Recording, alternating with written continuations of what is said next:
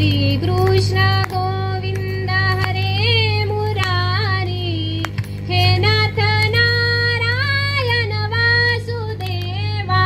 श्री कृष्ण गोविंद हरे मुरारी, हे नाथ नारायण वासुदेवा। हे नाथ नारायण वासुदेवा, हे नाथ नारायण वासुदेवा। हे नाथ नारायण वासुदेवा, हे नाथ नारायण वासुदेवा। श्री कृष्ण गोविंद हरे मुरारी, हे नाथ नारायण वासुदेवा। श्री कृष्ण गोविंद हरे मुरारी, हे नाथ नारायण वासुदेवा। कुंडलिक वरदे हरि विठ्ठल श्री ज्ञानदेव तुकाराम, पंढरीनाथ भगवान की जय, माऊली ज्ञानेश्वर महाराज की जय, जगद्गुरु तुकाराम महाराज की जय, सद्गुरु निवृत्तीनाथ महाराज की जय, गोपाल कृष्ण भगवान की जय। का झाकलिये गटीचा दिवा, नेनी जे काय झाला केव्हा, या रीती जा पांडवा, पांडवा देह ठेवी, वसुदेव सुतं देवं, कंसचानूरमर्दनं, देवकी परमानन्दं, कृष्णं वन्दे जगद्गुरुं, कृष्णं वन्दे जगद्गुरुं। जयांची केलिया स्मरण, होय सकळ विद्येचे अधिकरण, तेचे वंदू श्री चरण श्री गुरूंचे, ते नमस्कार आता।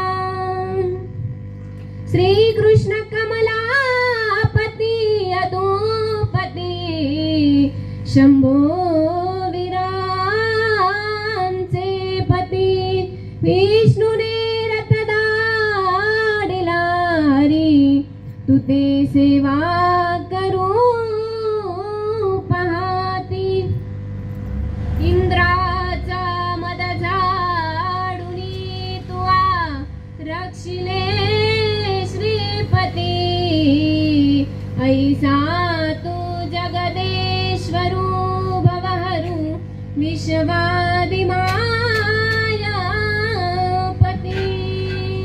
विश्वादिमायापती।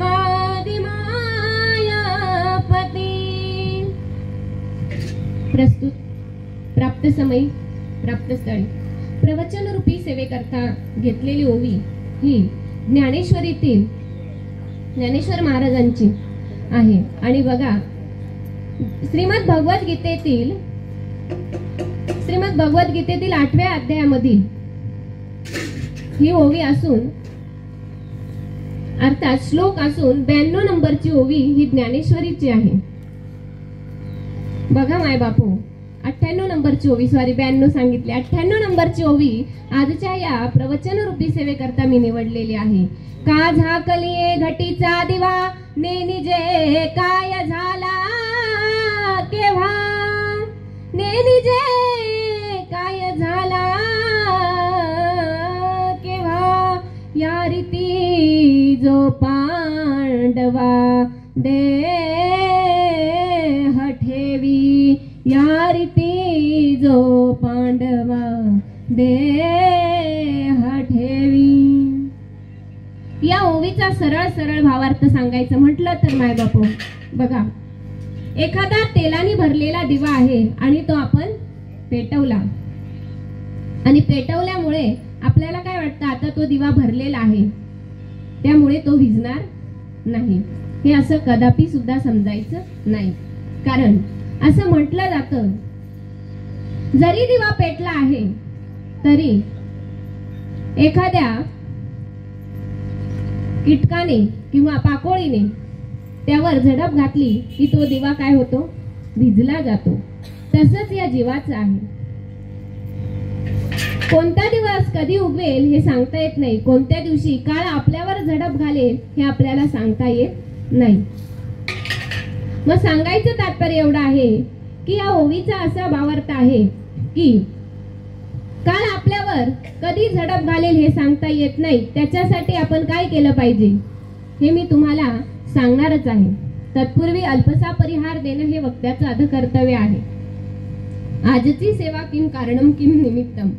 बघा, आजची सेवा कैवल्यवासी सौ विजया सोमनाथ बोचरे यांच्या वर्षश्राद्धानिमित्ताने आहे. वर्षश्राद्ध म्हणजे काय हो? बघा, गेलेल्या व्यक्तीला 12 महिन्याचा कालखंड पूर्णत्वास येणे याला काय म्हटलं जातं? वर्ष म्हटलं जातं. आणि श्राद्ध म्हणजे काय हो? श्रद्धायुक्त अंतकरणाने केलेली क्रिया म्हणजे श्राद्ध. याला वर्ष श्राद्ध म्हटलं जातं. म्हणजे व्यक्ती गेल्यावर तिच्या प्रित्यर्थ जी क्रिया केली जाते वर्षभरात तिला वर्ष श्राद्ध असे म्हटलं जातं. या कैवल्यवासी विजयाताई बोचरे यांच्या पश्चात परिवार, त्यांचे पती श्री सोमनाथ रतन बोचरे, मधुकर रतन बोचरे हे भाया आहेत. श्री भारत रतन बोचरे हे पण भाया आहेत. चिरंजीव प्रेम सोमनाथ बोचरे हा मुलगा आहे. कुमारी प्रतीक्षा सोमनाथ बोचरे ही मुलगी आहे. ऋषिका सोमनाथ बोचरे ही पण मुलगी आहे. इतका मोठा अपतेष्ट परिवार या बोचरे या गेलेल्या विजयाताईंचा आहे. बघा, भगवान परमात्मा या ताईंना आपल्या जवळ घेताना काय विचार केला असेल हो? क्षणाचाही देवाने विचार केला नाही. देवाने अचानक यमदूताला पाठवलं आणि घेऊन गेला. मग हे कशामुळे होतं? तर हे आपल्या कर्मानुरूप, आपलं विहित कर्म संपलं पृथ्वी तलावावरचं की आपल्याला काय करावं लागतं? हे जग सोडून कुठं जावं लागतं? परलोकामध्ये जावं लागतं. मग परलोकात जात असताना बघा, परलोकात जात असताना आपल्याला किती यातना होता, किती दुःख होतं हे मी तुम्हाला सांगणारच आहे. बघा, परंतु हा जो आत्मा गेलेला आहे, जीवात्मा गेलेला आहे, अर्थात या ज्या ताई गेलेल्या आहे यांच्या जीवाला भगवंत चिर शांती देव. आणि तुम्ही सर्व आपतेष्ट परिवार, तुम्हालाही हा दुःखाचा डोंगर तुमच्यावर कोसळलेला आहे, यातून बाहेर निघण्याची ताकद देव अशी भगवंताजवळ आपण प्रार्थना केली पाहिजे. बघा माय बापू, इतका मोठा हा त्यांचा परिवार असताना सुद्धा कुणालाही विचारलं का हो त्यांनी जाताना की मी चालले? असं विचारलं का? बघा, माणूस अचानक निघून जातो. बोलता बोलता माणसाचं काय होईल सांगता येत नाही. म्हणून मला सांगायचं एवढंच आहे की कवन दिस येईल कैसा देहाचा नाही भरवसा. कोणता दिवस कसा उगवेल हे सांगता येत नाही. भगवान परमात्म्याने सुंदर असं आपल्याला शरीर दिलेलं आहे आणि या शरीराचा उपयोग आपण कशासाठी केला पाहिजे याचा कधी विचार केलाय का आपण? नाही. बघा, भगवान परमात्म्याने सुंदर असा जीवात्मा नावाचा पक्षी या देहामध्ये बंदिस्त करून ठेवलेला आहे. आणि जर का कधी हा जीवात्मा नावाचा पक्षी उडून गेला ना तर या देहाला, पिंडाला, कायेला कवडीचीही किंमत राहत नाही. म्हणून तुकोबाराय म्हणतात, काडी मोडीचा पिंजरा केला, काडी मोडीचा पिंजरा केला, तर राघूबाई सविला, आता राघूबाई सविला. काडी मोडीचा पिंजरा केला, आता राघूबाई सविला, आता राघूबाई सविला.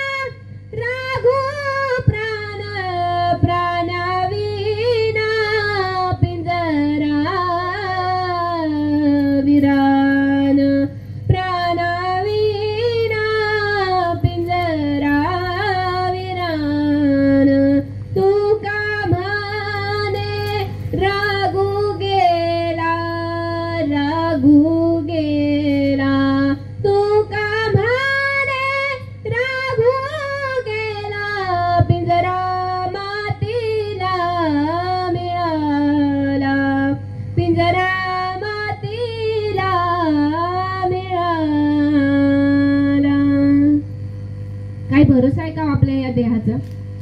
कधी हा जीवात्मा नावाचा पक्षी भर दिशी उडून जाईल हे सांगता येत नाही. म्हणून आपण जीवन जगत असताना काय करावं?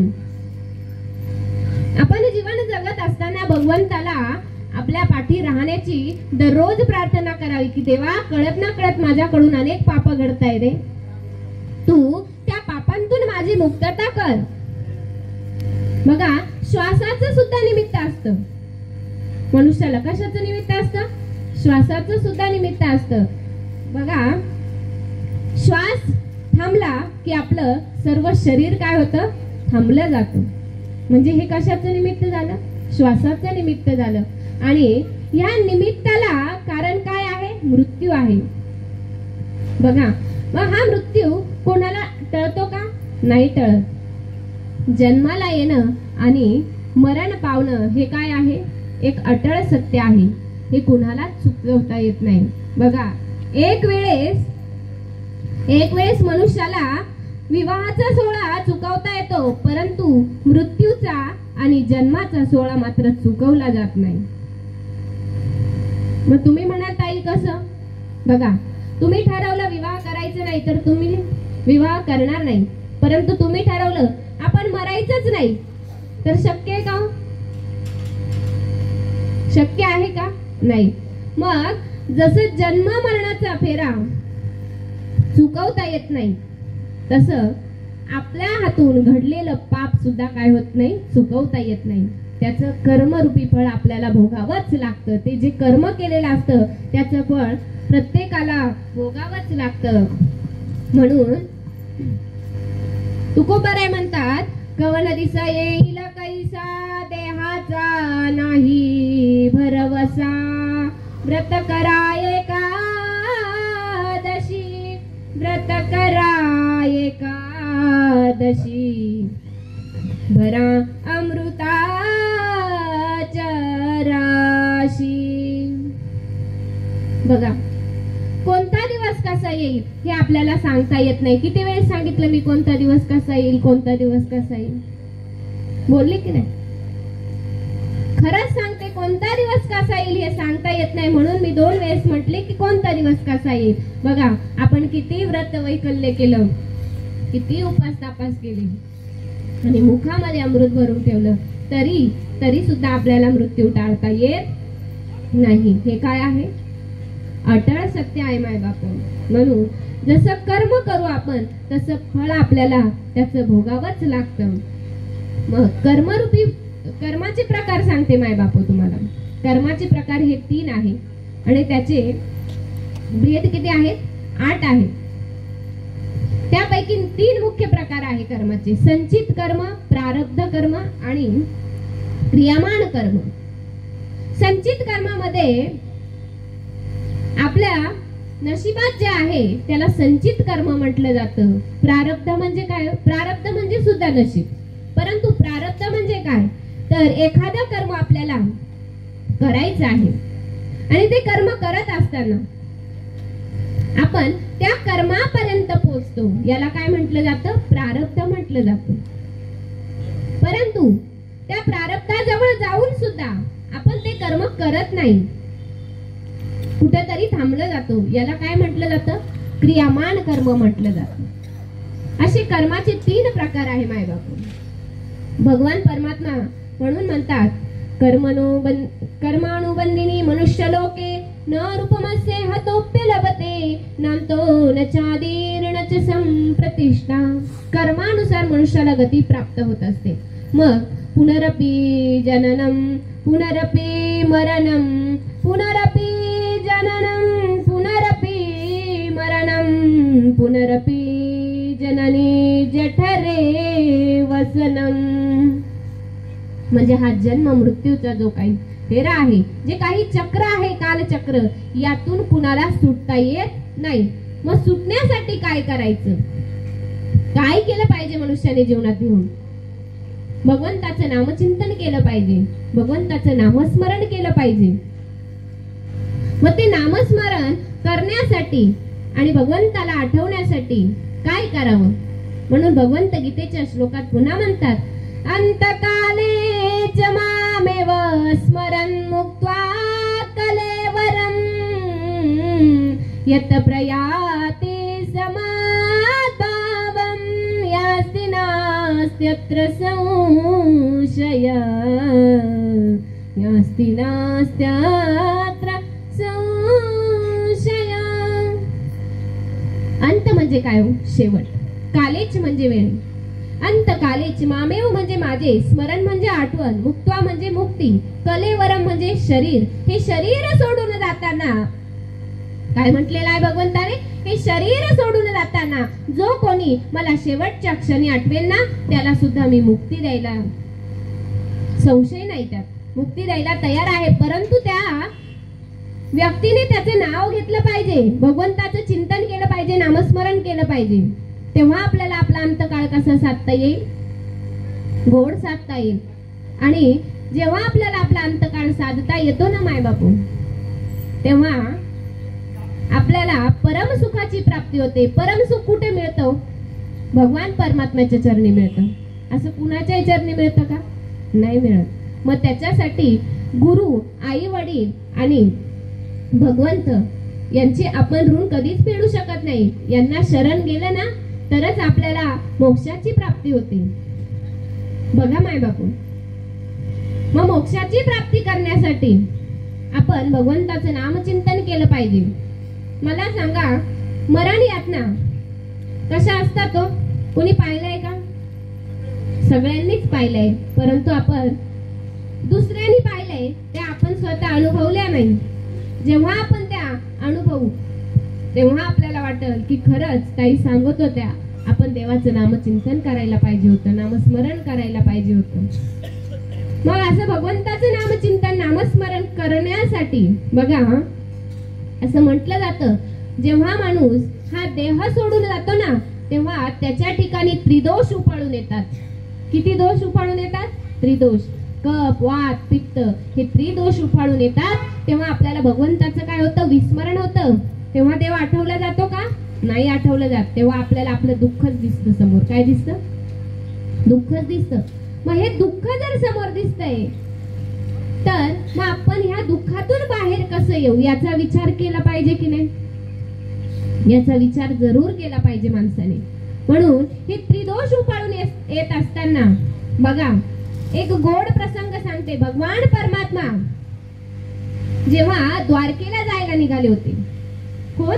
भगवान परमात्मा श्रीकृष्ण महाराज जेव्हा द्वारकेला जायला निघाले होते तेव्हा प्रत्येक जण देवाकडे रांग लावून उभं होतं गावातील, की देवा मला आज तू चाललाय ना द्वारका सोडून, म्हणजे गोकुळ सोडून, तर मला तुझ्याकडून काहीतरी पाहिजे. मग असं भगवंताकडे प्रत्येक जण काही ना काही मागणं मागत होतं. त्यामध्ये द्रौपदी आणि सुभद्रा या दोन देवाच्या काय आहेत? बहिणी आहेत. मग देवाची सख्खी बहीण कोण आहे? तो सांगा ना, कोण आहे देवाची सख्खी बहीण? कोण आहे? कोण आहे आजीबाई? सुभद्रा. बघा भगवंताची सख्खी बहीण सुभद्रा ही निस्तीच देवाकडे बघत आहे, निस्तीच देवाकडे बघत आहे. सगळे जो तो येतो ते देवाकडे मागणं मागून जातोय, मात्र सुभद्रा फक्त देवाकडे बघत आहे. देव म्हणतो, अगं सुभद्रा, प्रत्येकाने काही ना काही मागणं मागितलं, तू तरी काहीतरी मागणं माग ना ग म्हणे. तरी सुभद्रा बोलायला तयार नाही. शेजारीच उभी असलेली कुंतीच्या मनात भाव येतो की अरे म्हणे ही तर देवाची लाडूबाई आहे, लाडकी बहीण आहे, हिने जर काही मागणं मागितलं तर संसाराविषयीच मागणं मागेल म्हणे. आणि हे संसाराविषयीचं मागणं कसे असेल म्हणे? मिथ्या असेल. कसं असेल? मिथ्या असेल. म्हणजे काय? त्याचा उपयोग नाही. संसार कसा आहे मला सांगा बरं? कसा आहे? मिथ्या आहे. मग ही जे मागणं मागेल ना तर ते कसं मागेल? नास्तिकच मागेल, नश्वर मागणं मागेल. म्हणून तिने सुभद्रेकडे पाहिलं आणि ती स्वतः म्हणाली, सुभद्रे अगं माग ना ग देवाकडे काहीतरी, तुला म्हणतोय ना देव तर मागून घे म्हणे. तरी सुभद्रा मागायला तयार नाही आणि डोळ्यांमधून गळागळ अश्रूंचे पाठ वाहत आहे सुभद्रेची. भगवान परमात्मा म्हणतो, झालं तरी काय तुला? सांग ना ग. म्हणे आता तू जर मागणं मागितलं नाहीस ना तर मी काय करेल म्हणे, मी निघून जाईल, पुन्हा येणार नाही तुझ्याकडे.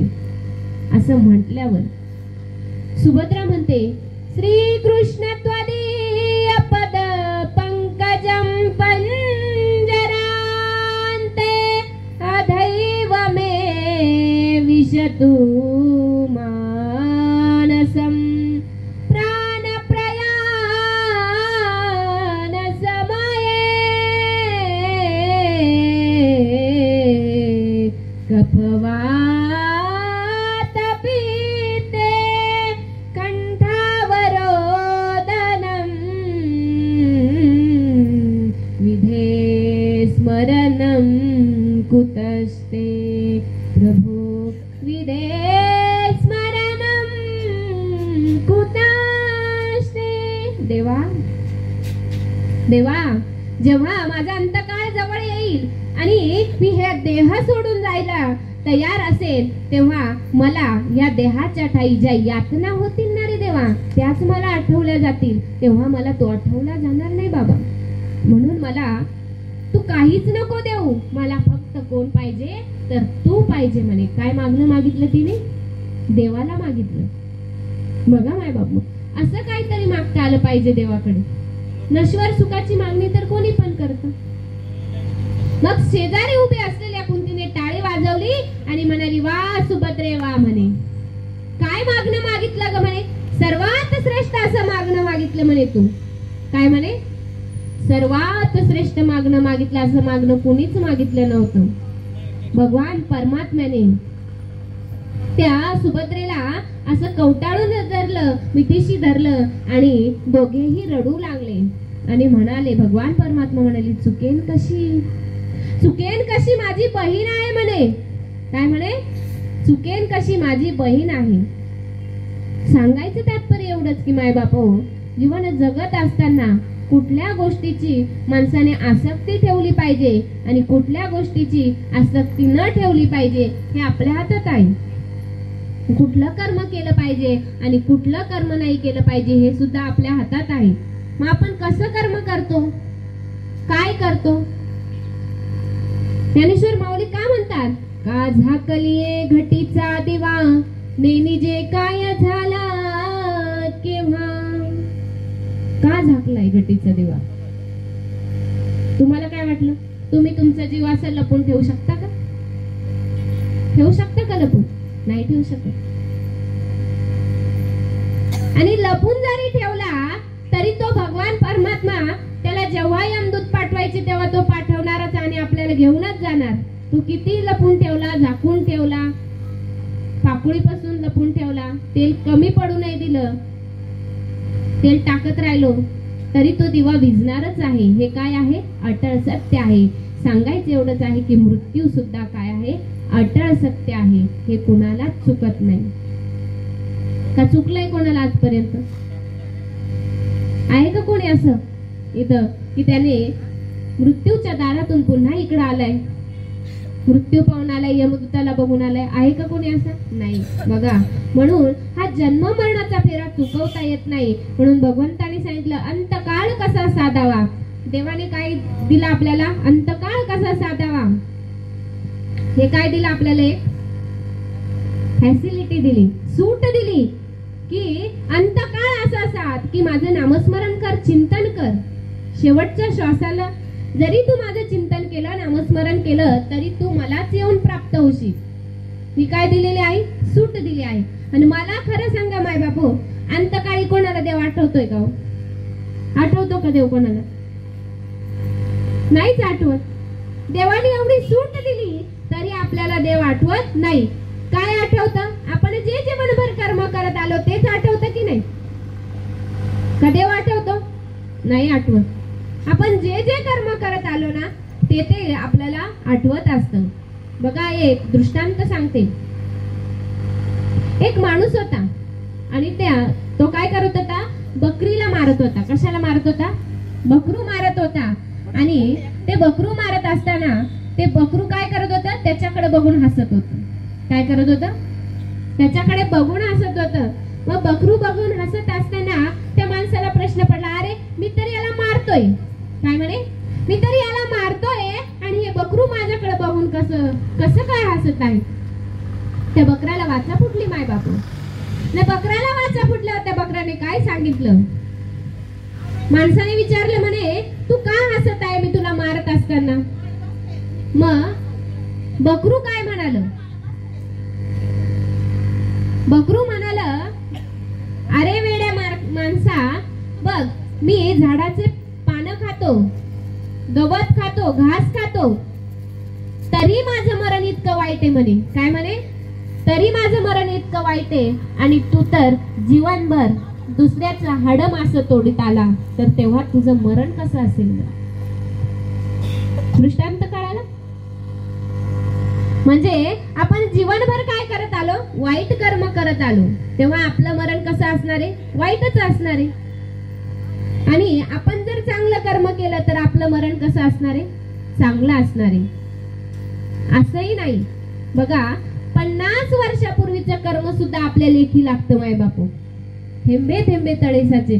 आपण आज एक मुंगी मारली म्हणून असं समजायचं नाही की उद्याच लगेच आपण मेल्या मेल्या आपल्याला मुंगीचा जन्म भेटेल. असं नाही, भेटेल पण कधी? जेव्हा पापाचा डोंगर वाढला जाईल ना, अशा आपण लाखो मुंग्या मारू तेव्हा आपल्याला मुंगीच्या जन्मात जाऊन पुन्हा तीच मुंगी आपल्याला मारणार आहे.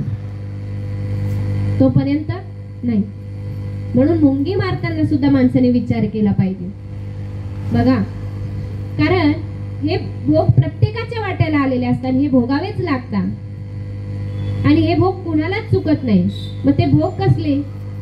आपण जे विहित कर्म करतो, दैनंदिन कर्म करतो, हे कर्म करत असताना कळत ना कळत, मी म्हणत नाही की स्वतःहून, पण कळत ना कळत जरी आपल्याकडून एखादा डास मारला गेला, मॉर्टिन लावलं गेलं किंवा अगरबत्ती लावली गेली तर त्यातून काय होते? हिंसा होते. होते की नाही? माणूभाऊ पंथाच्या तत्वज्ञानामध्ये असं सांगितलं जातं की हिंसा काय आहे?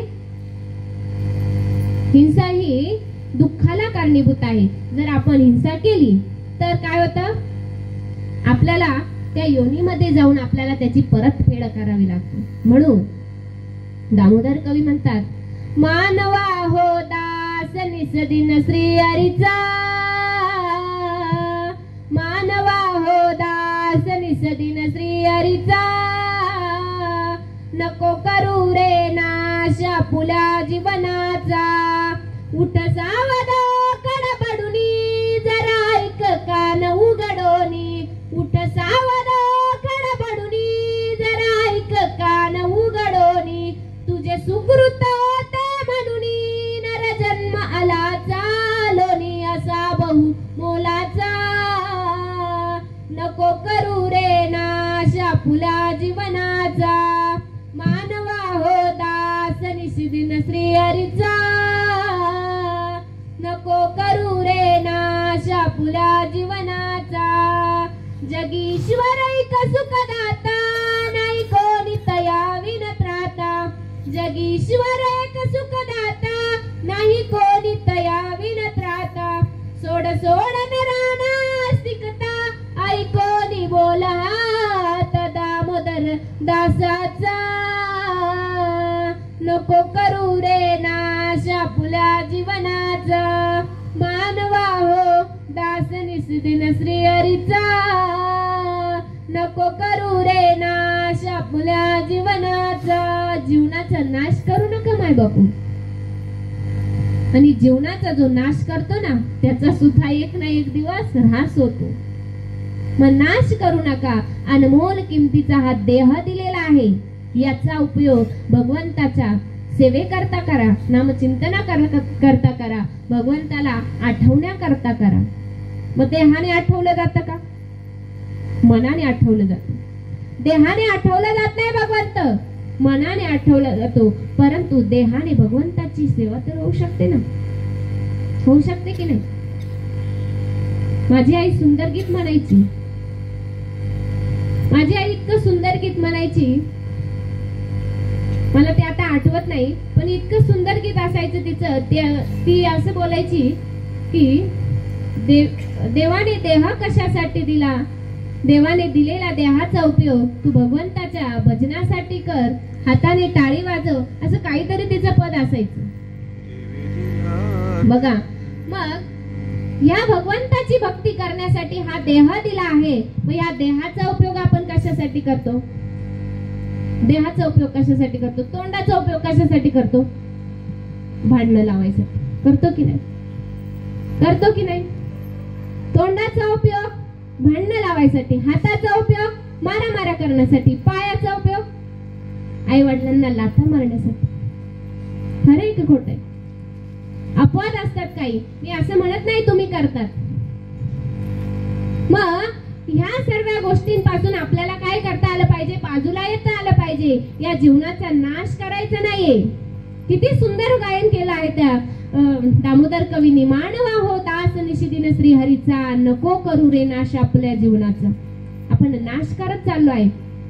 आपण दास कुणाचे आहोत? श्री हरीचे आहोत, भगवंताचे आहोत. पण आपल्याला कळतं का? ते नाही कळत. मग ते कळलं पाहिजे. नुसतं कळून उपयोग नाही माय बापो, तर ते वळवता पण आलं पाहिजे. आपल्या जीवनात ते उतरवता आलं पाहिजे. बघा, जसं असं म्हटलं जातं, एक एक योनी कोटी कोटी फेरा. मला सांगा, महाभारताच्या युद्धामध्ये किती सैन्य होतं? किती सैन्य होतं सांगू शकेल का कोणी? महाभारताचं जेव्हा युद्ध झालं तेव्हा किती सैन्य होतं त्या युद्धामध्ये? 18 औक्षणी सैन्य होतं. किती? 18 औक्षणी सैन्य होतं. आणि हे एवढं सैन्य असताना देखील भगवान परमात्म्याने फक्त एकाच अर्जुनाला गीता निरूपण केली. का केली असेल सांगा? तुम्हाला प्रश्न पडत नाही का? माणसाला प्रश्न पडले पाहिजे. आणि ज्या दिवशी मनुष्याला प्रश्न पडतात ना, त्या दिवशी मनुष्य जन्मात येण्याचं सार्थक कळतं माय बापू. असं म्हटलं जातं, ज्ञाने नाही न पशुभी समान. ज्ञान जर नसेल तर माणूस काय आहे? पशूंप्रमाणे आहे. आपण पशु आहोत का? आपल्याला प्रश्न पडत नाही याचा अर्थ आपण काय आहात? ज्या दिवशी तुम्हाला प्रश्न पडेल ना, त्या दिवशी तुम्ही समजून चालायचं का आपण माणूस आहोत. मग असे प्रश्न माणसालाच पडतात. प्राण्यांना देवाने काय दिलेलं आहे? शरीर दिलेलं आहे, बुद्धी दिलेली आहे, पण ती कुठं चालवायची हे दिलंय का? दिलंय का ज्ञान? नाही दिलं. तुम्ही एखाद्या प्राण्याला सांगितलं, आज तू मांसाहार करायचा नाही, तू मांसाहार करायचा नाही, वाघाला सांगितलं, ते तुमचं ऐकल का? वाघ ऐकेल का तुमचं? नाही. मग ही बुद्धी फक्त कोणाजवळ आहे? हे ज्ञान कोणाजवळ आहे? मनुष्याजवळ आहे. मग मनुष्याला प्रश्न पडले पाहिजे. एवढा 18 औक्षणी सैन्य असताना देखील भगवान परमात्म्याने फक्त आणि फक्त अर्जुनालाच गीता निरूपण केली. कारण अधिकार होता त्याचा. असा आपला अधिकार कधी होणार? कधी प्राप्त होईल असा अधिकार आपल्याला? आणि असा अधिकार प्राप्त करण्यासाठी एक दिवस भगवंताची भक्ती करून चालत नाही माय बापू. एक दिवस भगवंताची भक्ती करून चालत नाही. त्याच्यासाठी माणसाला किती भक्ती करावी लागते माहिती का? सांगा बरं, सांगू शकाल का? उठता बसता शयनी आसनी, उठता बसता शयनी आसनी, आठवावा तो श्री चक्रपाणी, आठवावा तो श्री चक्रपाणी, आठवावा तो श्री चक्रपाणी. ठोस पुरावा जर कोणी दिला असेल ना, तर भगवान परमात्मा श्री कृष्ण महाराजांनीच सांगितलेलं आहे की माझी भक्ती करा म्हणजे तुम्ही मला येऊन प्राप्त व्हाल. पितरांची भक्ती केली तर पितृदेवतेला प्राप्त व्हाल, आणि माझी भक्ती केली तर मलाच प्राप्त व्हाल. असे ठोस पुराव्यानिशी गीतेतच प्रमाण आहे. असं इतर ठिकाणी आहे का? असं कोणी सांगू शकेल का? हे तू माझी भक्ती कर म्हणजे तुला मी मोक्ष देतो, असं कोणी सांगितलंय का आजपर्यंत? नाही. फक्त एकाच भगवान परमात्म्याने सांगितले आहे. कृष्ण वंदे जगद्गुरु भगवान कृष्ण महाराजांनी सांगितलेलं आहे की तू माझी भक्ती कर. तू जर माझी भक्ती केली तर तू मलाच येऊन प्राप्त होशील. आपण काय करतो? आपण काय करत आलो? एक ना धड भाराभर चिंध्या, बरोबर की नाही? आपण कुठल्याच भक्तीत काय नाही, अनन्य भावाने भगवंताला कुठल्याच रूपाला आपण काय होत नाही, शरण जात नाही. मग ते कुणाचंही असो, कुठलाही रूप असो, विठ्ठलाचा असो, श्रीकृष्णाचा असो, विष्णूचा असो, रामाचा असो.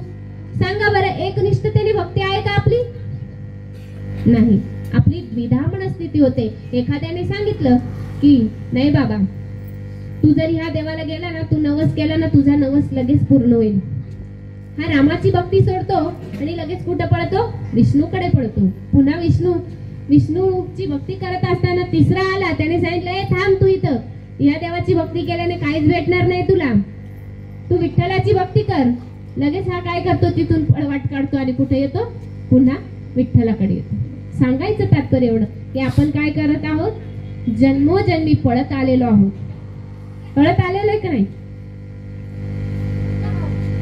पळत आलेलो आहोत म्हणजे आपला हा फेरा काय आहे? चाललेला आहे. मग हा फेरा जर चुकवायचा असेल, बघा माय बापू, तुम्हाला एक उदाहरण सांगते.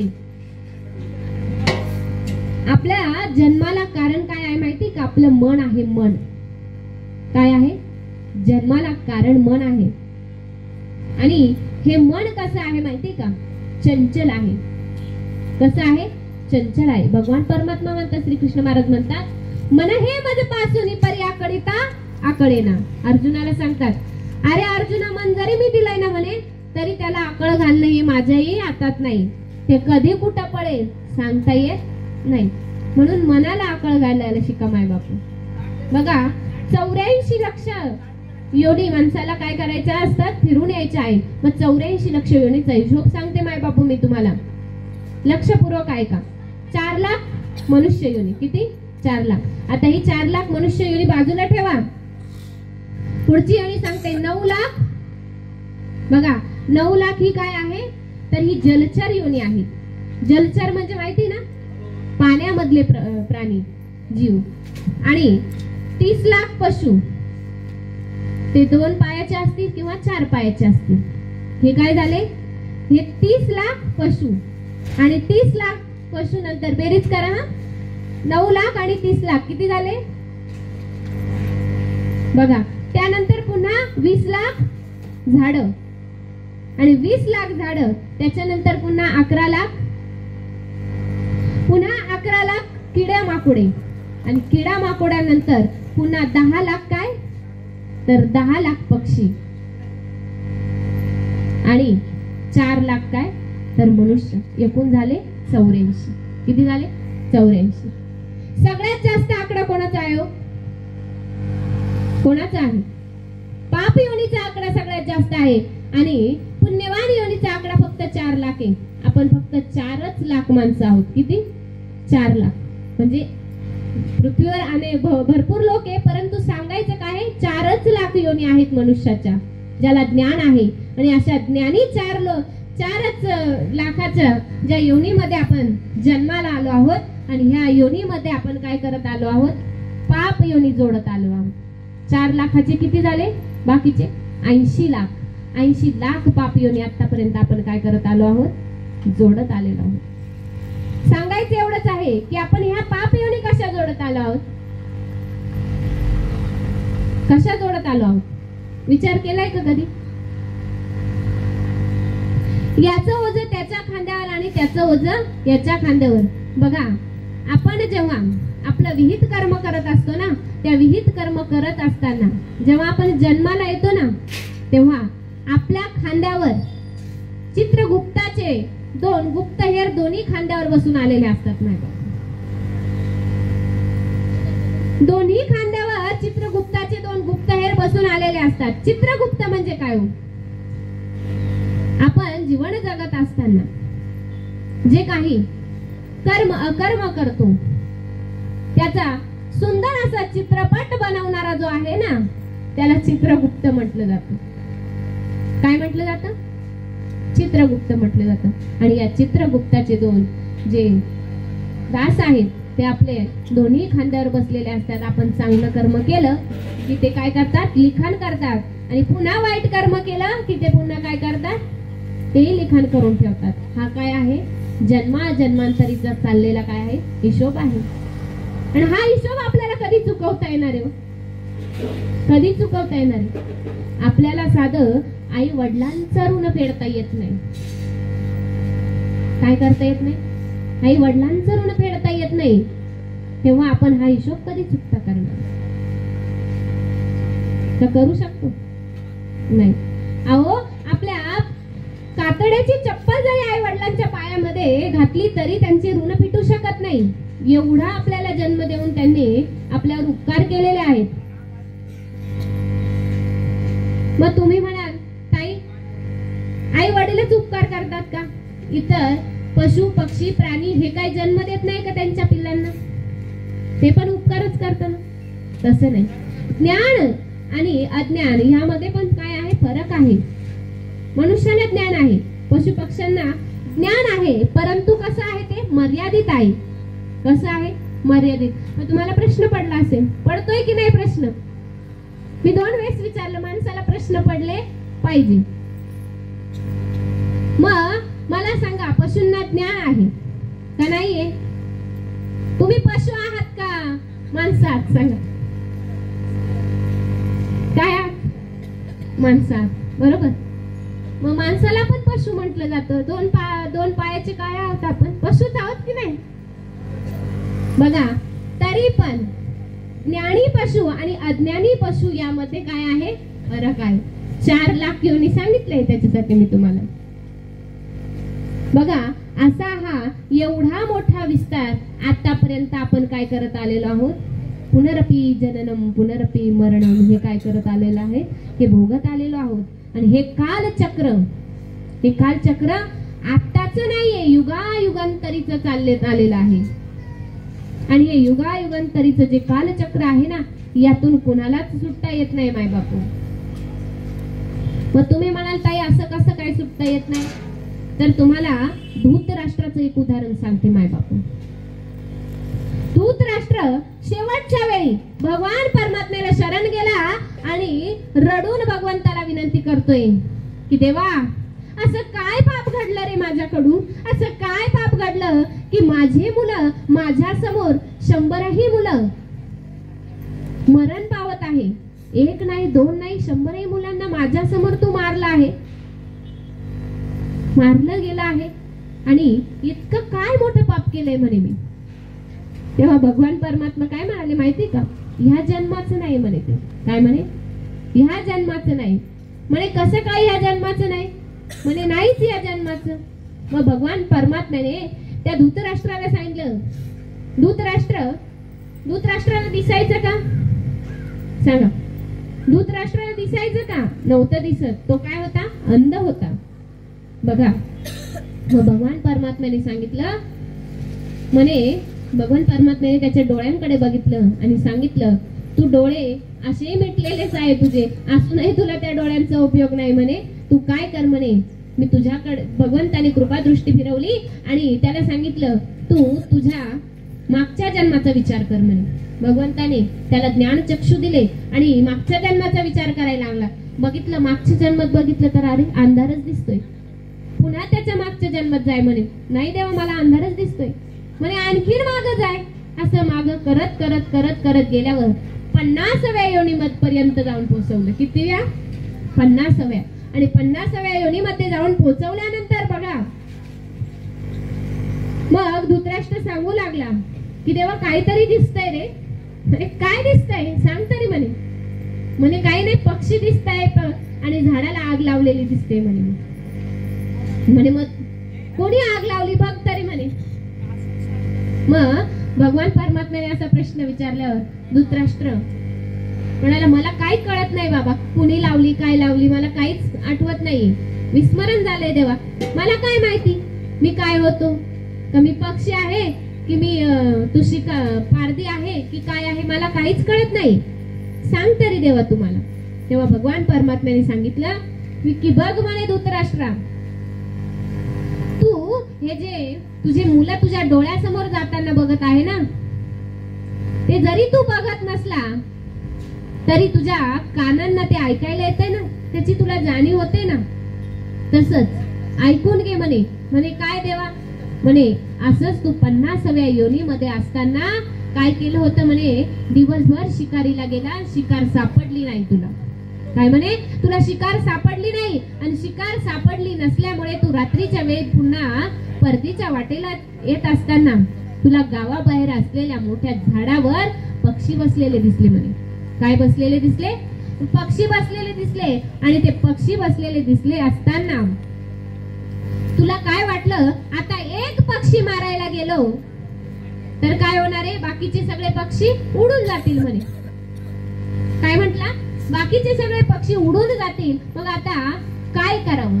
त्याने दुष्कृत्य करायचं ठरवलं. कोणी? धृतराष्ट्राने. अगोदरच्या जन्मात बरं का, 50व्या जन्मात त्याने काय केलं, दुष्कृत्य करायचं ठरवलं. म्हणे एक जर पक्षी मारायला गेलं तर बाकीचे सगळे आपल्या हातून जातील, मग आपण काय केलं पाहिजे. म्हणून त्याने काय केलं, झाडालाच आग लावून दिली. काय केलं, झाडाला आग लावून दिली. आणि झाडाला आग लागल्यावर बघा माय बापू, त्या झाडावर अनेक काय होते, पक्ष्यांचे अंडे होते, घरटी होती, आणि त्या घरट्यामध्ये नवजात पक्षी होते, पिल्ले होती. आणि ती आग जशी लावली ना, तसं ते झाड काय झालं, पेटलं गेलं. आणि त्या पेटलेल्या झाडावर बसलेले काही जे पक्षी, मोठे पक्षी होते, त्यांना ज्यांना उडता येत होतं ते उडून गेले, आणि ज्यांना उडता येत नव्हते ते पक्षी काय झाले, जळून गेले, आणि ते काय खाली पडले. मग त्याने, त्या धृतराष्ट्राने ते उचलले, आणि त्याला काय करायचं ते त्यांनी केलं घरी गेल्यावर. परंतु मग देवाला म्हणे, त्याचा आणि माझा संबंध काय म्हणे. देवाने सांगितलं, अरे मूर्ख धृतराष्ट्रा, तू त्या जन्मामध्ये काय होता, तर शिकारी होता. तू जसं त्या पक्ष्यांचे डोळे घालवले, आगेच्या त्या ज्वालांनी त्या पक्ष्यांचे जसे डोळे गेले, तसे तुझे आता डोळे गेलेले आहेत म्हणे. आणि जसं तू त्यांच्या पिल्लांना मारलं ना म्हणे आणि खाल्लं, तसं आज तुझ्या मुलांना तुझ्या डोळ्यासमोर, जसं तू पक्ष्यांच्या पिल्लांना त्यांच्या डोळ्यासमोर मारलं ना, तसंच तुझ्या मुलांना, जरी तुला दिसत नाही ना म्हणे, तरी तू ऐकतो ना, या ऐकण्याने सुद्धा, म्हणजे जसं ते पक्ष्यांचे डोळे गेल्यावर त्यांना त्यांचे पिल्लं सापडले का नाही सापडले, ते सैरावैरा पळाले इकडं तिकडं, नाही भेटले पिल्लं, तसं तुला सुद्धा तुझी मुलं दिसले नाही. परंतु तू काय झालं, तुझ्या जीवनामध्ये आल्यावर तुझ्या जीवनामध्ये तुझे पिल्ला आलीत, मोठी झालीत, चांगली खेळली, बागडली, आणि तुला सोडून ते काय झाली, निघून गेली. सांगण्याचं तात्पर्य एवढं की जसं आपण मागच्या जन्मात करू ते आपल्याला ह्या जन्मात फेडायचं, ह्या जन्माचं पुढच्या जन्मात, पुढच्या जन्माचं आणखी पुढच्या जन्मात, असा युगायुगांतरीचा फेरा चालू आहे माझ्या. आणि हात चुकवता आला पाहिजे. आणि हात चुकवण्यासाठी काय केलं पाहिजे, भगवंताचं नामस्मरण केलं पाहिजे, भगवंताचं नामचिंतन केलं पाहिजे. एवढंच मी तुम्हाला सांगेन माय बापू. तर तुम्ही मला काही नुसतं नामस्मरण करायचं, मग नामस्मरण केल्याने काय होतं, तर मोक्षाची प्राप्ती होते. तुम्हाला आधी सांगितलं, जसं सुभद्रेने काय सांगितलं, सुभद्रेला काय वाटत होतं की मला भगवान परमात्मा भेटावा, याने काय होणार आहे, माझा उद्धार होणार आहे. त्रिदोष तर प्रत्येकाच्याच ठिकाणी उफाळून येतात. मग ह्या गोष्टीतून आपल्याला बाहेर यायचं असलं तर आपण काय केलं पाहिजे, भगवंताचं नामस्मरण केलं पाहिजे, चिंतन केलं पाहिजे. आणि हे प्रत्येकाला जमतं असं नाही, जमतंय प्रत्येकाला. मला सांगा, आजकालची तरुण मंडळी असा प्रश्न करतात, ताई देवधर्म करायचे, आमचं काय वय वाटतं काय तुम्हाला देवधर्म करायचं? काय म्हणतात, आमचं काय वय आहे का देवधर्म करायचं? आमचं देवधर्म करायचं वय नाही, आमचं मजा मारायचं वय आहे. मला सांगा, तुम्ही मजा मारू शकता माय बापू, त्यात काही प्रश्न नाही. परंतु तुम्हाला तुमचं मरण किती तारखेला येणार आहे, कोणत्या वारी येणार आहे हे माहिती का? नाही माहिती. मग तुम्ही कसं म्हणतात की आमचं वय नाही देवधर्म करायचं? त्यासाठी आपण आतापासून काय करायला पाहिजे, कामाला लागलं पाहिजे, भगवंताचं नामस्मरण केलं पाहिजे, चिंतन केलं पाहिजे.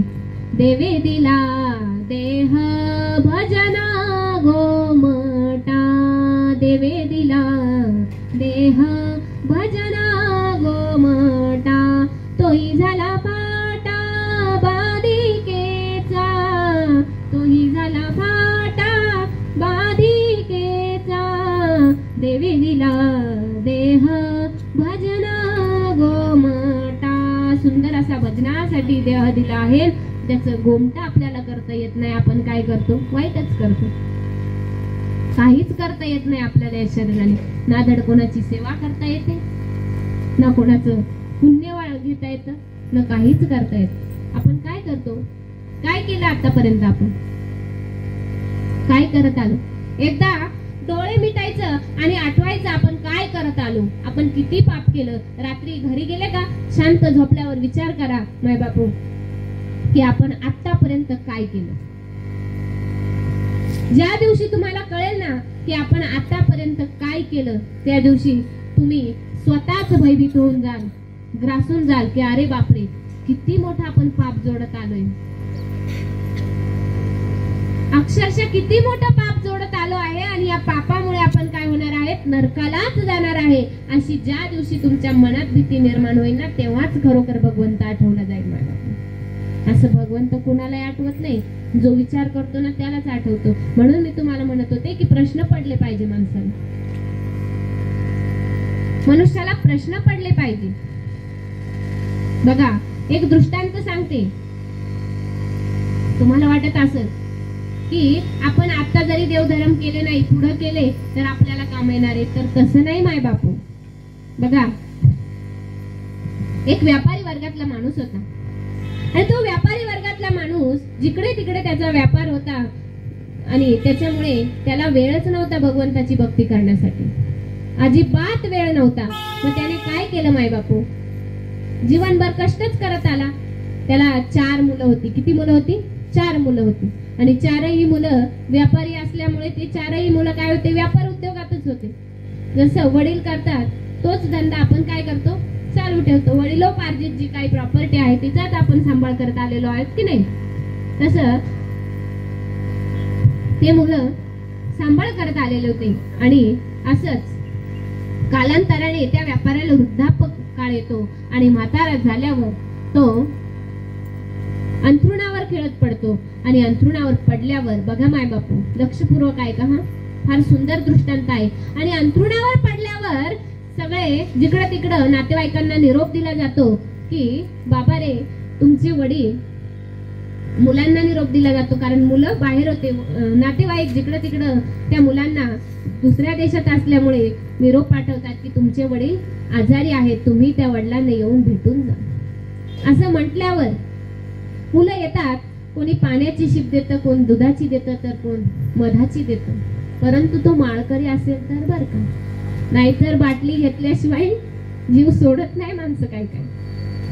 बघा त्याच प्रकारे असं त्याला शिप द्यायचं काम चालू होतं. मोठा मुलगा आला. मोठ्या मुलाने विचार केला अरे आपल्या वडिलांनी आतापर्यंत ना म्हणे कुठल्याच देवाची पायरी चढले नाही, कधी कोणत्या पोथी पुराणात नाही, कुठलं पुस्तक वाचलं नाही, काही नाही काही नाही.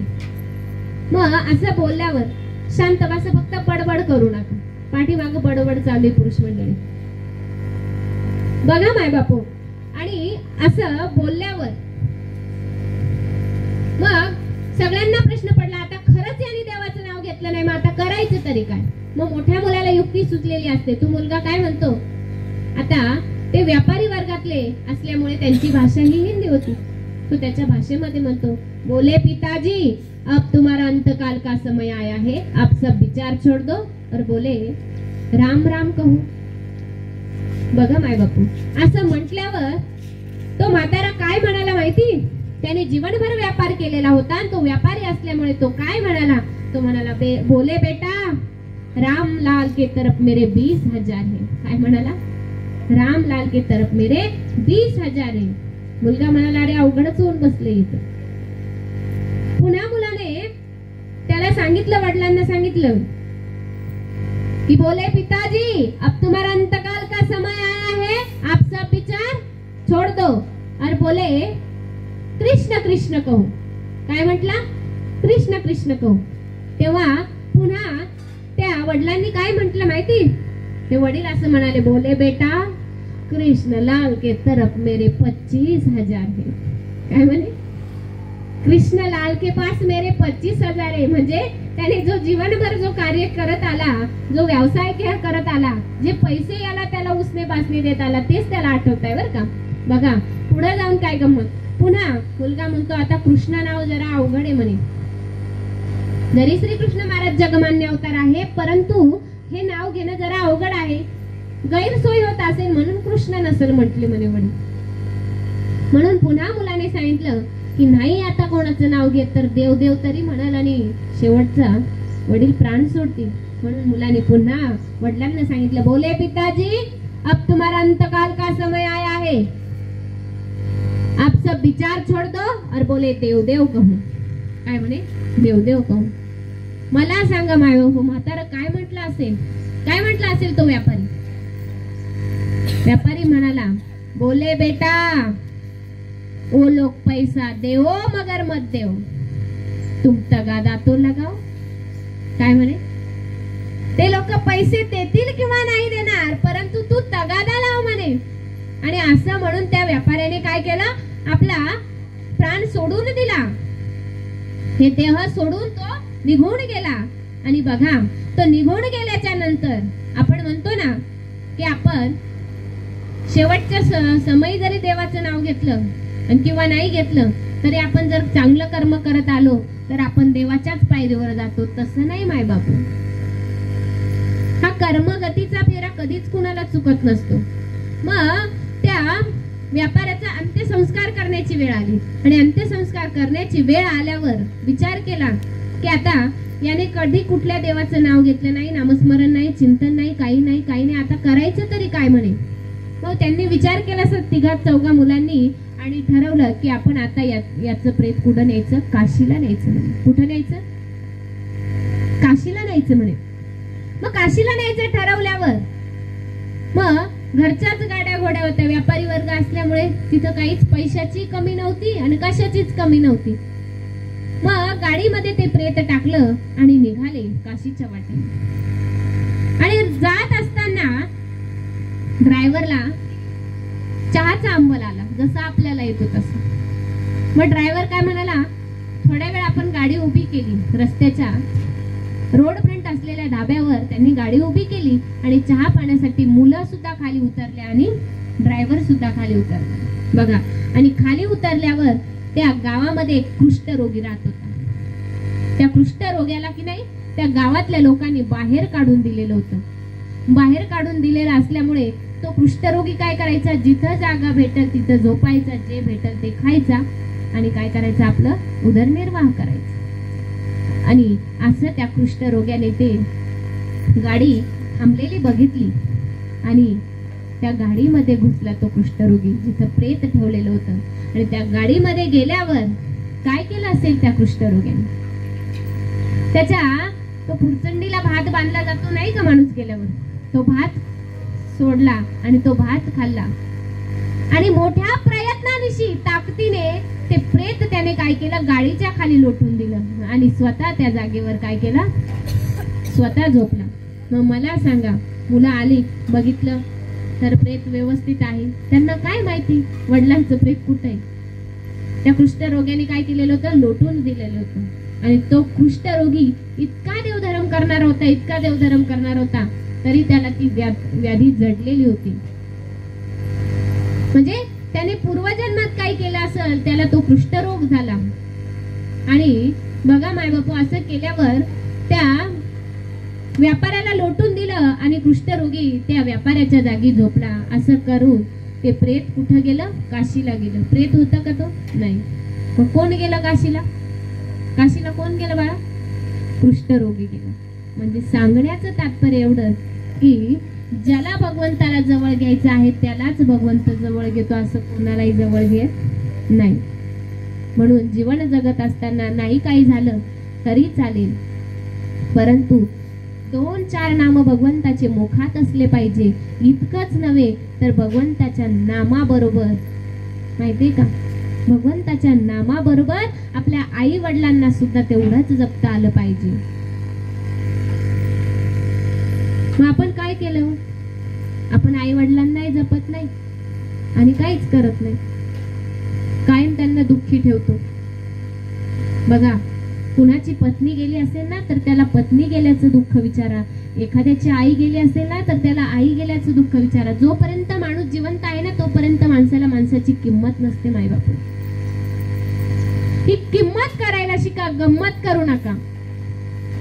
एखादा आंब्याचा मोठा वृक्ष आहे आणि ते फळं द्यायचं बंद झाला म्हणून आपण लगेच त्याला तोडायचं नाही माय बापू. त्या तोडतो आपण नाही, राहू दे आपले मुलं बाळ सावलीत खेळतील असा विचार करतो की नाही. तसंच आई वडील म्हातारी झाल्यावर त्यांना वृद्धाश्रमात पाठवू नका, त्यांच्या सावलीला आपले मुलं बाळ खेळतील हा विचार करा. सांगायचं एवढंच आहे की आई गेल्याचं दुःख, पत्नी गेल्याचं दुःख हे फार अवघड असतं माय बापू. ज्याची आई जाते ना त्या बायकांनी सांगावं की तुम्ही माहेरी जाता का ग, आणि गेल्या तरी तुम्हाला तिथं करमत का नाही करमत. असंच मला एका मावशींनी प्रश्न विचारला, तुझी आई गेली आता तू माहेरी जाते का ग. म्हटले जाते, पण मग जेवढा आनंद आई होती तेवढा आनंद आता मला तिथे राहण्यात नाही. असं ऐकल्यावर त्या मातेच्या डोळ्यातनं घळाघळा अश्रू यायला लागले. सांगायचं एवढंच आहे की आई असताना आईची किंमत माणसाला कळत नाही. म्हणून मी 2 ओळी तुम्हाला सांगते माय बापू. आईचं ममत्व कसं आहे. आई जोपर्यंत असते ना तोपर्यंत आपण तिच्याशी भांडतो, तिच्यावर रुसतो, तिच्याशी फुगतो, तिला नको ते शब्द अपशब्दही बोलून जातो बोलता बोलता. परंतु ती असल्यावर आपल्याला तिची किंमत नसते. म्हणून सांगते, कुठं गेली माझी आई मला करमत नाही, येना ग माझे आई मला झोप येत नाही, येना ग माझे आई मला करमत नाही. 9 महिने तुझ्या गर्भात वाढविले, 9 महिने ग तुझ्या गर्भात वाढविले, तळ हाताचा पाळणा माझा त्यात निजविले, तळ हाताचा पाळणा माझा त्यात निजविले, लागताच ठेच मने उगी राय बाळा, किती दिवसाचा ताई दाटला हुंदका, किती दिवसाचा आता दाटला हुंदका, कोण पोसिनाने आता दूर सोडून या गेली, सांगात कुणावर रुसू, दूर सोडून या गेली, सांग कुणावर रुसू. आता सांगा ना कोणावर रुसणार आहेत तुम्ही, कोणावर रुसणार आहे. जिच्यावर रुसायचो फुगायचो ती तर आपल्याला सोडून गेली ना. रुसण्यासाठी कोण राहिले होता. वडील, वडील काय असतात तो, वडील एक परघरचा पाहुणा असतो.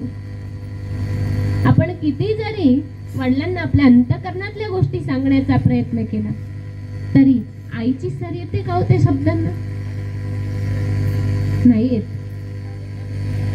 मला सांगायचं एवढंच आहे की ज्याची पत्नी जाते ना त्याचा संसार मोडकळीस येतो, आणि ज्याची आई जाते ना त्याचा अख्खा मायेचा समुद्र आटल्यासारखं त्या जीवाला वाटत असतं. ज्याची आई जाते ना त्याला विचारा, ज्याची पत्नी जाते ना त्याला विचारा की उषा खालचा हात निघून गेल्यावर किती यातना सहन करावे लागतात, किती परस्वाधीन जीवन जगावं लागतं. मुलं बाळ सुना देतील तेव्हा घ्यायचं आणि खायचं. असं स्वतः किचन मध्ये जाऊन तो घेऊ शकत नाही हाताने काही. का घेऊ शकत नाही, का त्याने कमवलेलं नाही का, कमवलेलं आहे. परंतु एक स्त्री जे करू शकते ना माय बापू ते पुरुष करू शकत नाही. करू शकतो का आपण, नाही करू शकत. मला सांगायचं एवढंच आहे की जीवन जगत असताना माणसांची किंमत करायला शिका. काय करायला शिका? किंमत करायला शिका. गंमत करू नका. सरलाच आपण गंमत करत आलेलो आहोत, म्हणून आतापर्यंत आपण हे भोग भोगत आलेलो आहोत. जे तुम्ही आज कराल ते उद्या तुम्हाला भरावंच लागणार आहे. जसं मी तुम्हाला धृतराष्ट्राचं उदाहरण सांगितलं. धृतराष्ट्राने पूर्वीच्या काळात जे केलं ते त्याला इथं भोगावं लागतं. आणि तसंच आपण या जन्मात जे काही करू ते आपल्याला इथंच भोगावं लागेल. एक थोडक्यात दृष्टांत सांगते. जरी वेळ झाली आहे तरी एक दृष्टांत सांगते. आई आणि लेकराचं नातं कसं असावं माय बापू. फार काही सांगायचं होतं परंतु वेळेअभावी सांगितलं जाणार नाही. परंतु खरं सांगते, ज्या मातेच्या वर्षश्राद्धानिमित्त हे जे प्रवचन आहे ना, त्या प्रवचनामध्ये आई कशी असते हे तुम्हाला मी एकदा थोडक्यात दृष्टांतामध्ये सांगते. बघा, लग्न होऊन 4-5 वर्ष झाली होती. आजीबाई बोलू नका, नंतर गप्पा मारा. बघा, लग्न होऊन 4-5 वर्ष झाले होते आणि सुखाचा संसार चालला होता. आणि असाच सुखाचा संसार चालत असताना अचानक काळाने घात घालावा आणि होत्याच नव्हतं व्हावं असं त्या कुटुंबाच्या जीवनामध्ये वादळ आलं माय बापू. आणि वादळ आल्यावर त्या वादळामध्ये दुसरं तिसरं कोणी नाही सापडलं, तर त्या वादळामध्ये त्या स्त्रीचे जे पती होते, पतिदेव हरकले गेले. म्हणजे ऍक्सिडेंट झाला. त्या ऍक्सिडेंट मध्ये त्या माणसाचा मृत्यू झाला. आणि बघा, फक्त 4-5 वर्ष झाले होते लग्न होऊन. किती? 4-5च वर्ष झाले होते. मला सांगा, 4-5 वर्षाचा अनुभव लग्नाचा, नवीन लग्न झालेलं असतं. काही कळतं का हो आपल्याला? काहीच कळत नाही. बालिश बुद्धी असते की नाही. 5च वर्षाचा संसार, अजून खूप जग बघायचं असतं. परंतु तेवढं त्यांना बघायला मिळालं नाही तिच्या नवऱ्याला. आणि देहांत झाला. ऍक्सिडेंट मध्ये त्याचा मृत्यू झाला. आणि मृत्यू झाल्यावर बघा, त्या आईला दिवस गेलेले होते त्या बाईला. आणि त्या बाईला दिवस गेले असताना तिच्या गर्भामध्ये 9 महिन्याचं बालक होतं. किती?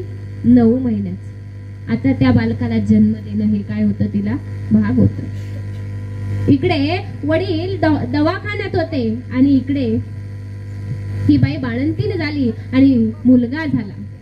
एका डोळ्यामध्ये पती गेल्याचे अश्रू वाहत होते आणि दुसऱ्या डोळ्यामध्ये आनंद अश्रू वाहत होते मुलगा झाल्याचे. मला सांगा, त्या मुलाचे वडील असते तर किती आनंद झाला असता. अशा अवस्थेमध्ये आता मुलाला लहानचं मोठं करायचं, टाकून तर देता येत नाही. जिवंत जीवाला कोणी टाकून देतं का? नाही. मग अशाच परिस्थितीमध्ये ती माता माऊली त्या मुलाला सांभाळू लागली. लहानचं मोठं केलं आणि त्याला त्याचं पूर्ण शिक्षण करून दिलं. आणि शिक्षण केल्यानंतर तो मुलगा सिव्हिल इंजिनियर झाला. आणि इंजिनियर झाल्यावर बघा, तिने कधी स्वतःला पोटभर अन्न खाल्लं नाही आणि अंगभर कधी वस्त्र घातले नाही. पण मुलाला कधी कुठल्याच गोष्टीची कमतरता तिने भासू दिली नाही माय बापू. असा तो संसार चालू होता. कुणाचा? फक्त मुलाचा आणि आईचा. त्यालाही संसारच म्हटलं जातं ना. कारण एक जरी चाक गाडीचं पंक्चर झालं तरी दुसऱ्या चाकाला फरफटत का होईना ते ध्येय गाठावंच लागतं माय बापू. असं त्या मुलाला सांभाळता तो मुलगा इंजिनियर झाला. आणि त्याने आईला सांगितलं, आई, माझ्या कॉलेजमध्ये एक मुलगी आहे ग म्हणे. ती मला आवडते, मला तेवढं स्थळ बघशील का?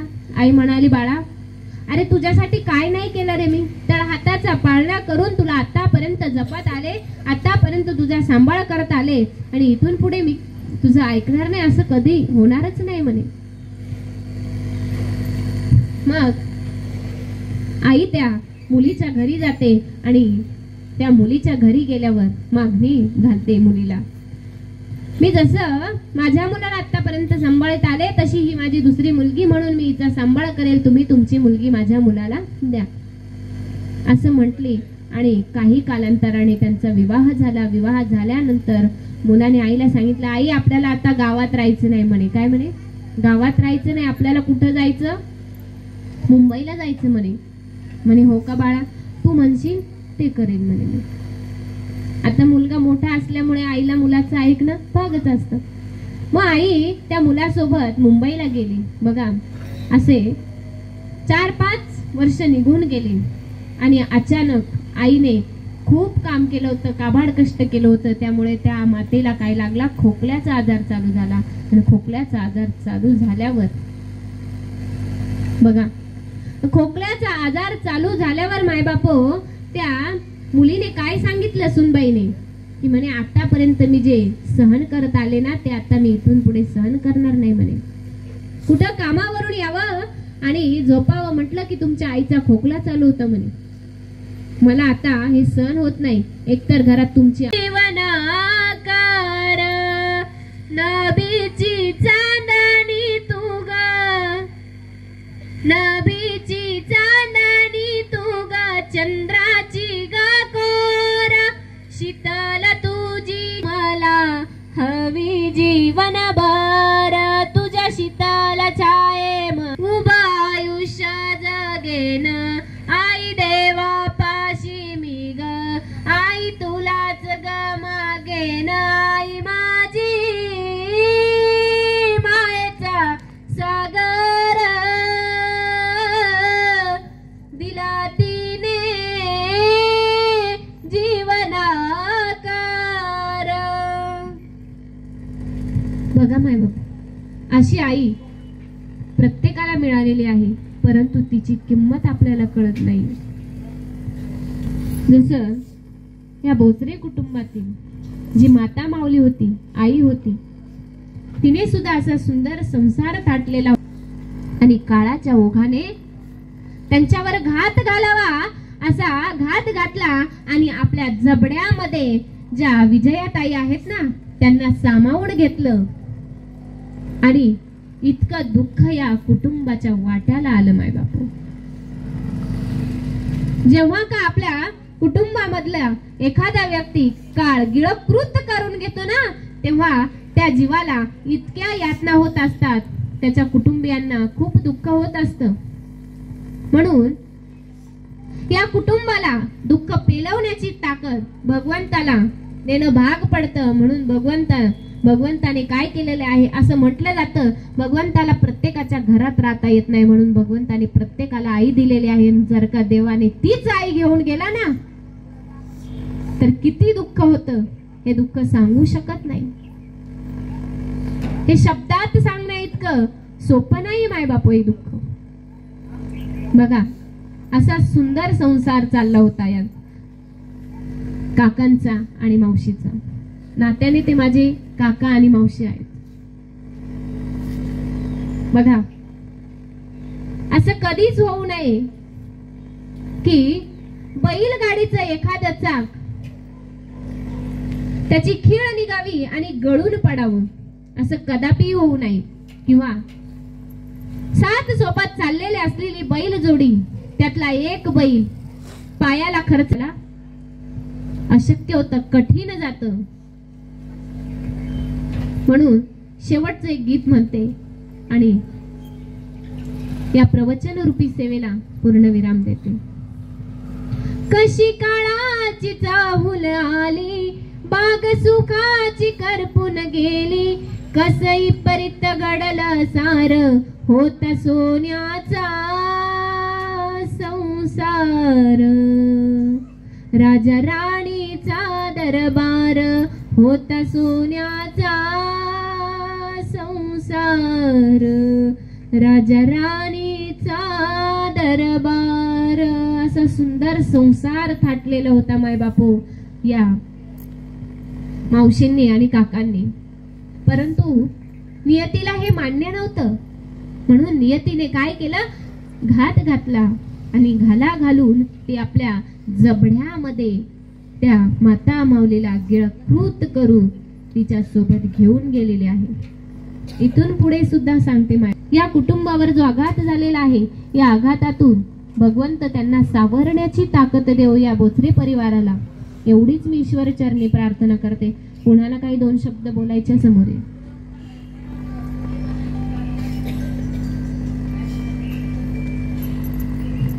जीवनाकार नभीची चांदणी तू ग, नभीची चांदणी तू ग, चंद्राची ग कोर, शीतल तुझी मला हवी जीवनभर, तुझ्या शीतल छाये उभा आयुष्य जगेन, आई देवा पाशी मी ग, आई तुलाच ग मागेन, आई माझी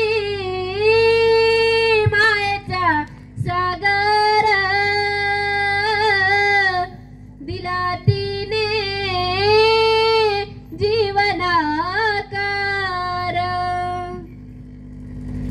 बघा माय बाबा, अशी आई प्रत्येकाला मिळालेली आहे, परंतु तिची किंमत आपल्याला कळत नाही. जसं या भोसरे कुटुंबातील जी माता माऊली होती, आई होती, तिने सुद्धा असा सुंदर संसार थाटलेला आणि काळाच्या ओघाने त्यांच्यावर घात घालावा असा घात घातला आणि आपल्या जबड्यामध्ये ज्या विजयाताई आहेत ना त्यांना सामावून घेतलं आणि इतकं दुःख या कुटुंबाच्या वाट्याला आलं. माय बापू, जेव्हा का आपल्या कुटुंबामधला एखादा व्यक्ती काळगिळं कृत करून घेतो ना, तेव्हा त्या जीवाला इतक्या यातना होत असतात, त्याच्या कुटुंबियांना खूप दुःख होत असतं. म्हणून या कुटुंबाला दुःख पेलवण्याची ताकद भगवंताला देणं भाग पडतं. म्हणून भगवंताने काय केलेले आहे असं म्हटलं जातं, भगवंताला प्रत्येकाच्या घरात राहता येत नाही, म्हणून भगवंताने प्रत्येकाला आई दिलेली आहे. जर का देवाने तीच आई घेऊन गेला ना तर किती दुःख होतं हे दुःख सांगू शकत नाही. हे शब्दात सांगण्या इतकं सोपं नाही माय बापू हे दुःख. बघा, असा सुंदर संसार चालला होता या काकांचा आणि मावशीचा. नात्याने ते माझे काका आणि मावशी आहेत. बघा, असं कधीच होऊ नये की बैलगाडीचं एखादं चाक त्याची खीळ निघावी आणि गळून पडावं, असं कदापि होऊ नये. किंवा सात सोबत चाललेले असलेली बैल जोडी त्यातला एक बैल पायाला खरचटावं आणि खाली बसून घ्यावं असं कधीच होऊ नये माय बापू. कारण ती बैलगाडी ओढणं त्याला काय होतं, एकट्याला अशक्य होतं, कठीण जातं. म्हणून शेवटचं एक गीत म्हणते आणि या प्रवचन रूपी सेवेला पूर्ण विराम देते. कशी काळाची चाहूल आली, बाग सुखाची करपून गेली, कसई परित घडलं सार, होत सोन्याचा संसार, राजा राणीचा दरबार, होता सोन्याचा संसार, राजा राणीचा दरबार. असा सुंदर संसार थाटलेला होता माय बापू या मावशींनी आणि काकांनी. परंतु नियतीला हे मान्य नव्हतं, म्हणून नियतीने काय केलं, घात घातला आणि घाला घालून ती आपल्या जबड्यामध्ये त्या माता माऊलीला गिळकृत करून तिच्या सोबत घेऊन गेलेली आहे. इथून पुढे सुद्धा सांगते माय, या कुटुंबावर जो आघात झालेला आहे, या आघातातून भगवंत त्यांना सावरण्याची ताकद देव या बोथरे परिवाराला. एवढीच मी ईश्वर चरणी प्रार्थना करते. कुणाला काही दोन शब्द बोलायच्या समोर आहे.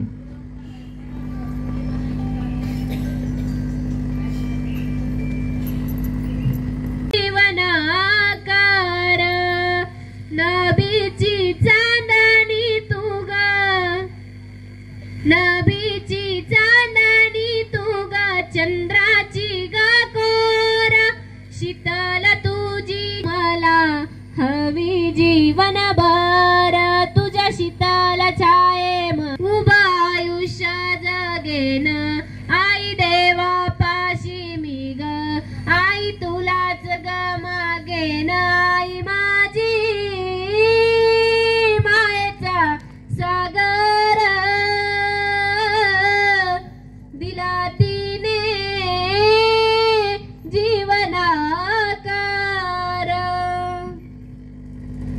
बघा मायबाप, अशी आई प्रत्येकाला मिळालेली आहे, परंतु तिची किंमत आपल्याला कळत नाही.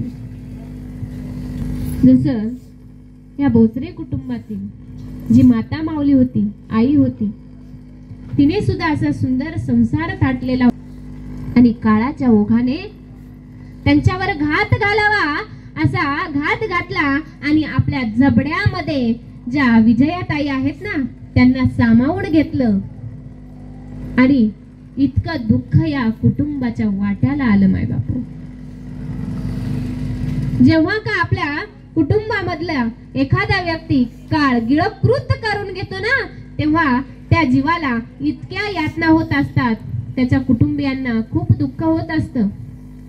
म्हणून या कुटुंबाला दुःख पेलवण्याची ताकद भगवंताला देणं भाग पडतं. म्हणून भगवंताने काय केलेले आहे असं म्हटलं जातं, भगवंताला प्रत्येकाच्या घरात राहता येत नाही, म्हणून भगवंताने प्रत्येकाला आई दिलेली आहे. जर का देवाने तीच आई घेऊन गेला ना तर किती दुःख होतं हे दुःख सांगू शकत नाही.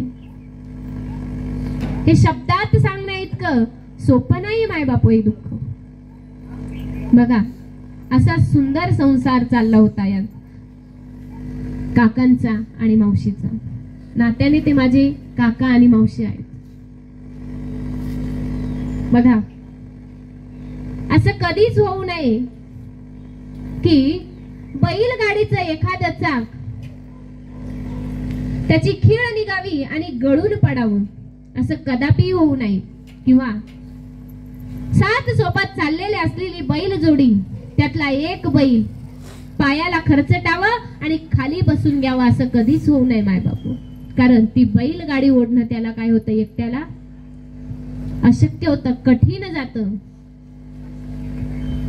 म्हणून शेवटचं एक गीत म्हणते आणि या प्रवचन रूपी सेवेला पूर्णविराम देते.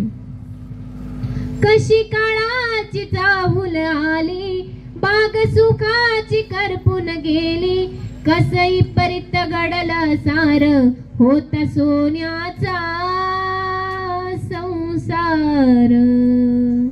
राजा राणीचा दरबार, होता सोन्याचा संसार. राजा राणीचा दरबार.